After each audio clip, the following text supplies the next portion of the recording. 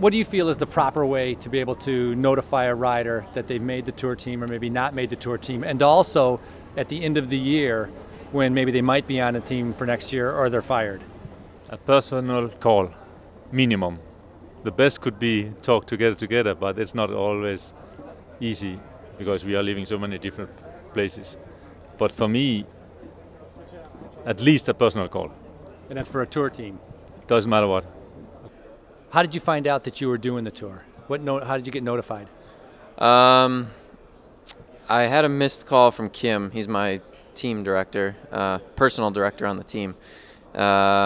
We seem to always miss communications because I have different phones and different numbers and stuff. But I'm not sure if I saw on Twitter first that it was official or if I had called him like just a few seconds before. But that was the official notification, one of those two, late at night I was still in Basel treating my tendonitis.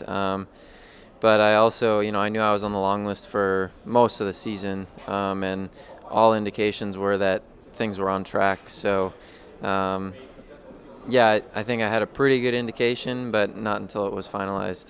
It was nerve-wracking. And what do you think the proper way is to notify somebody they're either on the tour team or not?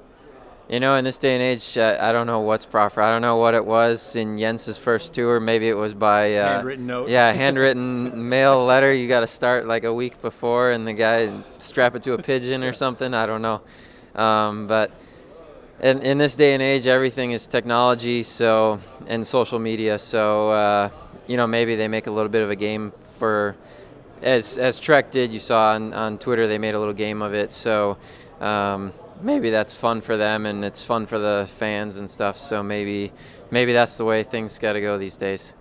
It has to be, I think, personal, because we all know we put a certain number of people on the alert system back in February about potentially being at the tour because we have to.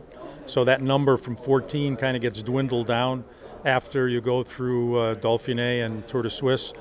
But we let people know personally, if we can. Yeah. I mean, it depends on the rider. I think it depends. Some guys are much more comfortable with, email and text and Twitter and so on and so forth. Other guys want, interpersonal interaction. Some guys are okay with a phone call. Some guys want you to fly and see them. I mean, it totally depends on the individual. Yeah, just in person. Because but I discussed already my program in December, and yeah, the team knows what I'm capable of. So in December, I actually already know I do the tour. So for me, it's not that big problem. But normally, the Monday after Tour de Suisse, you get a phone call, and it's always a little bit fingers crossed, about whether you do the tour or not, because it's the biggest race in the year, and everybody wants to do that. And is it better by phone, or would you be fine if it was by email? Better by phone. And then how about like at the end of the year, if you're hiring a rider or firing a rider? I mean, now with all the social media, is that no, we do it. What's your policy? Our policy is I try to do it face-to-face. If I can't do it face-to-face, I try to call them if I'm not going to see them for a certain amount of time, because we don't let people go in September. That's done. It's either done already, standing today, yeah, or it's about to be done. So if people are leaving. So I'll either see them or I'll call them and try to make it personal. And, because look, even if people are leaving the team right now and aren't going to be on the team in 15, we still got 4 more months of racing. So, we have to respect each other because we still pay them a salary and we have expectations of them to fulfill their contracts, and they want to get paid too. So we're still partners. It's a win-win. Yeah, it's a win-win still for everybody. Yeah, and even if a rider would go, but they showed something in the next 4 months, a change of attitude or a change in performance, we might reconsider them too.